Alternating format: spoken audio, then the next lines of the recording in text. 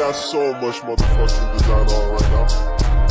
Bring it down, bring it down, nigga, come out that three old guys, I'm bitches of a lie. Assalamualaikum warahmatullahi wabarakatuh. Halo guys, perkenalkan nama saya Siti Rokayah dari kelas 12 IPA 2. Di sini saya akan mereview buku yang berjudul Rembulan Tenggelam di Wajahmu, karya Terelie. Oke guys, sekarang kita masuk ke unsur ekstrinsik yang pertama untuk latar belakang penulis.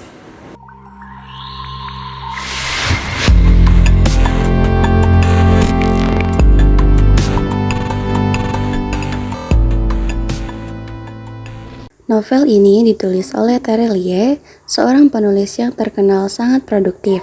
Total sudah ada lebih dari 30 buku yang ditulis dari tahun 2005. Nama asli dari Terelie adalah Bapak Darwis, seorang laki-laki asal Sumatera Selatan. Beliau lahir pada tanggal 21 Mei tahun 1979. Bapak Darwis telah berhasil mewujudkan mimpinya menjadi mahasiswa UI sebagai seorang penulis novel yang erat kaitannya dengan program studi sastra. Selanjutnya masuk ke bagian sinopsis. Bermula dengan kisah pengusaha kaya raya berusia 60 tahun, Ray Arifin Putra yang sekarat di rumah sakit.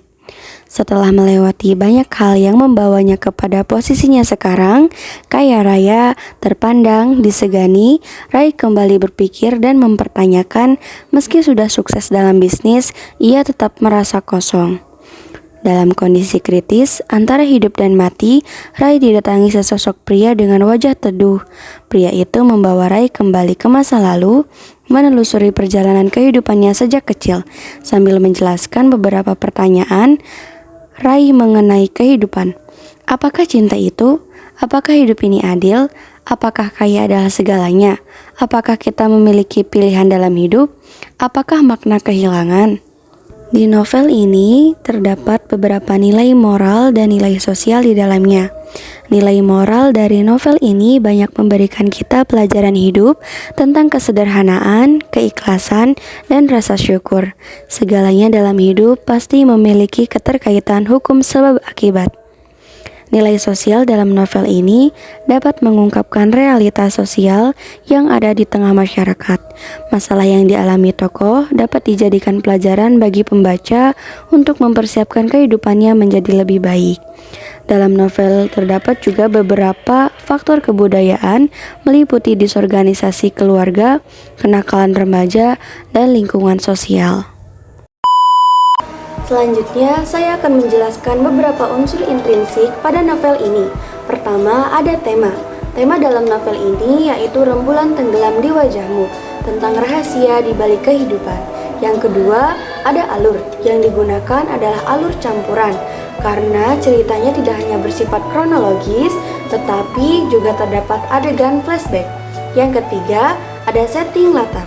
Latar di novel ini dibagi menjadi 3 macam, yaitu latar tempat, waktu, dan sosial. Latar tempat dalam novel ini yaitu di panti asuhan, rumah sakit, terminal, rumah singgah, gerbong kereta, dan ibu kota. Latar sosialnya menggunakan latar sosial kehidupan di panti asuhan, lingkungan terminal, dan latar sosial di kalangan para pengusaha. Yang keempat, tokoh penokohan. Tokoh utama dalam novel Rembulan Tenggelam di Wajahmu adalah Rehan atau biasa disebut dengan Ray. Adapun tokoh yang lainnya seperti Diar, penjaga panti, Jo, Fitri, dan Rinai. Penokohan biasanya dipakai dalam 2 konteks. Konteks pertama, karakter merujuk pada individu yang muncul dalam cerita. Yang kedua, karakter yang merujuk pada percampuran dari berbagai kepentingan, keinginan emosi, dan prinsip moral dari individu-individu. Kelima, ada sudut pandang.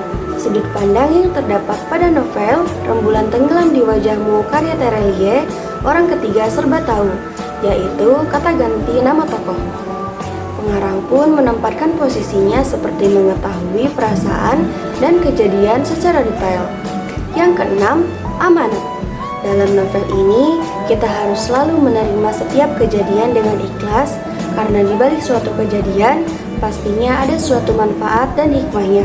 baik yang kita sadari ataupun tidak.